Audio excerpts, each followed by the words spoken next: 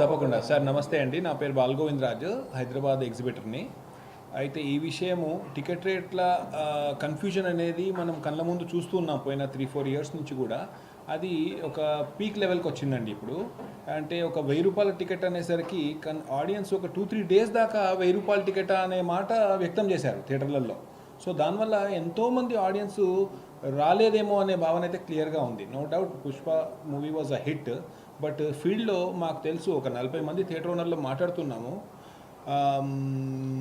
ఆడియన్స్కి రేట్ ఎంత ఉందో తెలియకుండా సతమతమయ్యి కన్ఫ్యూజ్ అయిపోయి కూడా ఉన్నాయి. సో ఇది ఒక లెవెల్కి రావాలనేసి ఎన్నో నెలల నుంచి కూడా both the chambers have been asking standard rates fix చేయండి అనేసి. సో ఆ లెవెల్కి వస్తున్నందుకు we are very happy actually sir. అంటే ఇప్పుడు పుష్ప కనుక టికెట్ రేటు ఇంకా తక్కువ ఉంటే ఇంకా ఎక్కువ ఆడేదని మీ ఫీలింగ్ అంటారు? డెఫినెట్లీ ఒక రేట్ తక్కువ ఉంటే ఎక్కువ audience, no doubt.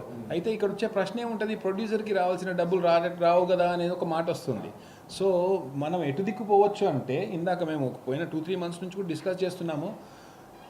India, China, America 3 దేశాలు కంపేర్ చేస్తే ఇండియాలో నెంబర్ ఆఫ్ స్క్రీన్స్ చాలా తక్కువైపోతూ ఉన్నాయి, డౌన్ ట్రెండ్. ఈ చైనా అండ్ అమెరికాలో ఎక్కువ ఉన్నాయి. సో ఇది ఒక సైడ్ ఆఫ్ ఇన్ఫర్మేషన్. అయితే వన్ మోర్ సైడ్ ఈజ్ ఒక సగటు ప్రేక్షకుడు, ఒక సగటు జీతగాడు, అంటే ఒక అమెరికాది కంపేర్ చేస్తే $5,000 ఉన్న సగటు జీతగాడు అమెరికాలో ఒక సినిమా చూడడానికి ఎంత ఖర్చు పెడుతున్నాడు క్యాల్కులేట్ చేస్తే ఒక $50, ఒక ముగ్గురు కలిసి సినిమా చూస్తే $50 అవుతుంది.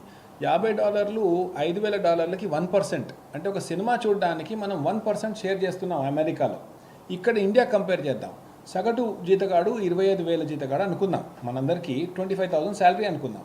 మనం ఒక సినిమా చూడడానికి ఎంత ఖర్చు పెడుతున్నాము అని ఆలోచిస్తే నలుగురికి ఒక ₹1,000 నుంచి 1,500 అవుతుంది. టికెట్లకే 800, 900, ₹1,000 అయిపోతుంది.